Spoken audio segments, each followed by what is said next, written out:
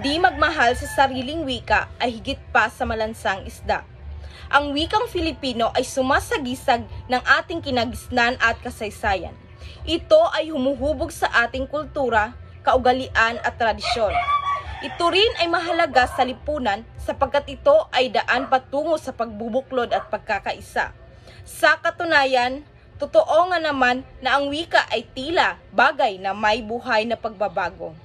Ngunit sa kasalukuyang panahon, mas napayaman natin ang wikang banyaga kaysa sariling atin, kung saan ang ating wikang Filipino ay tuluyan na hindi pinapalagahan at pinapangalagaan. Filipino ang pambansang wika ng Pilipinas at ilang batas at kautusan na rin ang ipinasa para palaganapin ang paggamit nito. Ang problema, hanggang ngayon, madalang pa rin itong gamitin sa mga dokumento sa gobyerno at iba pang formal na komunikasyon.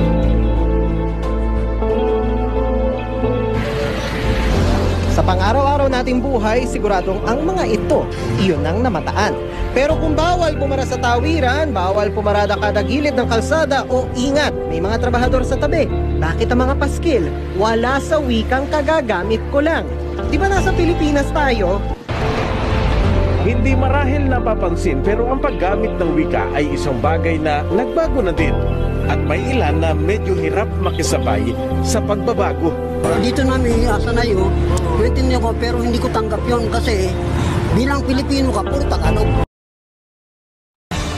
Pinigil ng Korte Suprema ang pagtanggal sa Filipino na huwag ituloy ang nais ng CHED na pagtanggal sa Filipino at panitikan subject. Tuluyang ibinasura ng Korte Suprema ang apela ng grupong Tanggol Wika kontra Memorandum Order No. 20 na nagtatanggal ng Filipino at panitikan bilang mga core subject sa kolehiyo.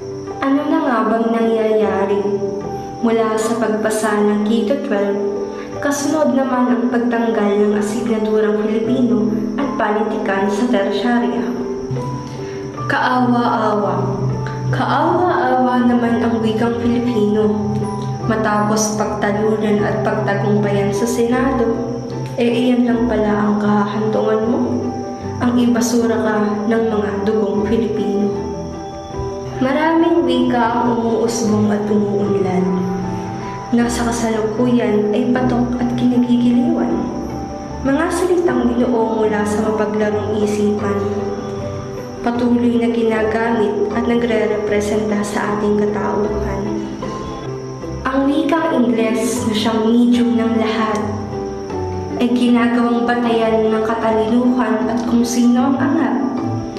Mga Pilipino, kapwa ko Pilipino. Sila pa ang nangunguna sa paghusga sa iyo, sa kakulangan ng kaalaman sa grammar na wasto. Wikang ating kinalakihan, umusbong para sa ating pagkakakilanlan, tungo sa maliwanag na daan ng ating pagkakabuklod-buklod at pagkakaunawaan. Ito ang nagpapakilala sa kung ano, sino, at mayroon tayong mga Pilipino. Ating isaisip at isapuso na ang ating wikang Filipino ay napakahalaga.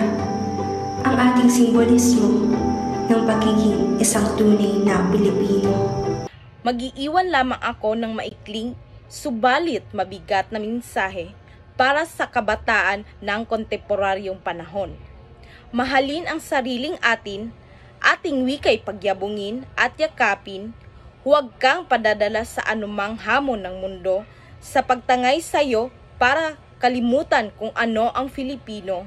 Maging boses ka kapag alam mong walang makikinig sa hinaing ng mga taong may tunay na pagmamahal at pagmamalasakit dahil kapalit nito ay kaunlaran ng bansang may maipagmamalaking sariling wika. Sukli lamang natin ito sa ating magigiting na bayani, na walang alinlangang ipanaglaban ang pagiging isang Filipino.